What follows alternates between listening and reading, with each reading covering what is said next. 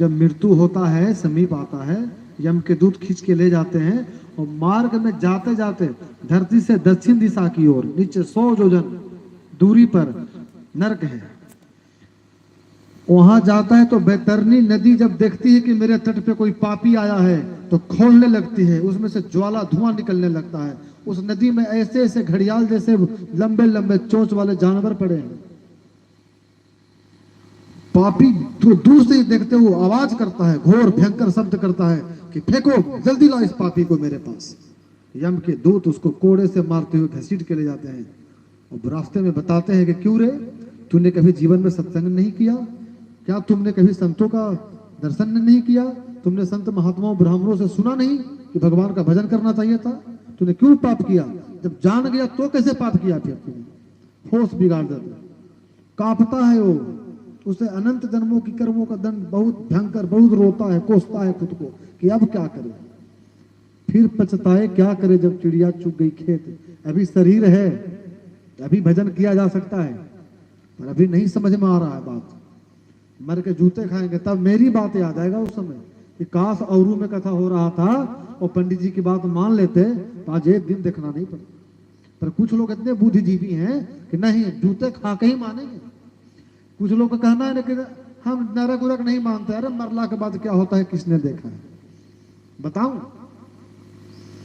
व्यक्ति सोता है रात में, देखने का काम है आंख का, आंख बंद है, लाइट बंद है, ओढ़ के सो गए और पूरी दुनिया स्वप्न में आपको दिखाई दे रहा है। वो कौन देख रहा है? वो सूक्ष्म शरीर अंतःकरण में। गरुड़ पुराण में तो लिखा है कि सरवन और सरवनी नाम के 2 दूत लगे हुए हैं। जितने पुरुष जन हैं उनको सरवन और जितनी महिलाएं हैं उनको सरवनी। चिप मेमोरी जैसे चिपके हुए हैं जन्म से मृत्यु पर्यंत।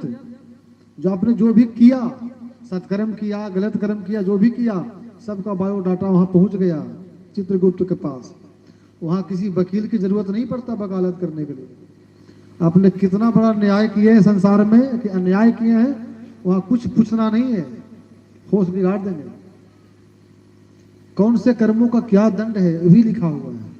पर चलिए, बोलिए वृंदावन बिहारी लाल की। उसके बाद देवऋषि नारद जी का दक्ष जी के जो पुत्र हुए, दक्ष के पुत्र हुए 1000 पहले। दक्ष प्रजापति बेचारे को भेजे थे भजन करने, मार्ग में मिल गए देवऋषि नारद, खराब कर दिए जिंदगी, बता दिए, उपदेश कर दिए कि भैया क्यों जा रहा है, भजन करके आत्मकल्याण कर, मर जाओगे क्या है संसार में। 1000 के 1000 सब बैरागी महात्मा बन गए, लौटा ही नहीं घर पे। दक्ष प्रजापति को पता चला तो बड़ा क्रोध हुआ, करे देवऋषि मेरे एक 1000 बच्चे को सबको बाबा बना दिया आपने जैसा। फिर 1000 पैदा किए, फिर गए, फिर बना दिए बाबा जी। महाराज 3 बार किए, 3 बार बना दिए बाबा जी। अब रहा नहीं गया दक्ष को, करे तुमड़ी वाले जाकर श्राप दे दिए कि देवऋषि नारद को मैं श्राप देता, ज्यादा देर कहीं ठहरेगा ही नहीं, 6-7 मिनट ज्यादा ही कहीं ठहरेगे नहीं, एक जगह नहीं बैठ सकते, श्राप दे दिए। पर जब हरिद्वार में कथा सुना रहे थे सनत कुमार तो 7 दिन 7 रात बैठ गए। क्यों? क्योंकि जब भगवान की कथा होती है ना, वहां पे किसी का शराब उराब भी काम नहीं करता है। कितनी सामर्थ्य है। अभी तो हम लोग बड़ी हल्के में लेते हैं कि किताब साक्षात कृष्ण है। अच्छा, एक बात कैसे हमें विश्वास हो, कुछ चीजें ऐसा है जो हमें इस दृष्टि में नहीं आता है। एक हाथ पे कीटाणु देखने के लिए लेंस की जरूरत पड़ती है ना, है हाथ में ही पर दिखाई नहीं देता, उसको लेंस की जरूरत पड़ता है। उसी तरह सूक्ष्म जगत है, ये तो स्थूल जगत है जो दिखाई दे रहा है, एक सूक्ष्म जगत है वो दिखाई नहीं दे रहा है। आकाश मार्ग में कितने सिद्ध चांदर उड़ रहे हैं, जो भजन करके उच्च स्थिति को पाता है उनको दर्शन होता है, आज भी दर्शन होता है। तो हमें लगता है जो दिखाई दे रहा वही सत्य है, वो सत्य नहीं है, ये तो मिथ्या कहा गया। ब्रह्म सत्य जगन मिथ्या। बोलिए वृंदावन बिहारी लाल की जय। श्राप भी काम नहीं करता है। दक्ष प्रजापति के 60 कन्याओं का वंश का विवरण है और बृहस्पति जी द्वारा देवताओं का त्याग।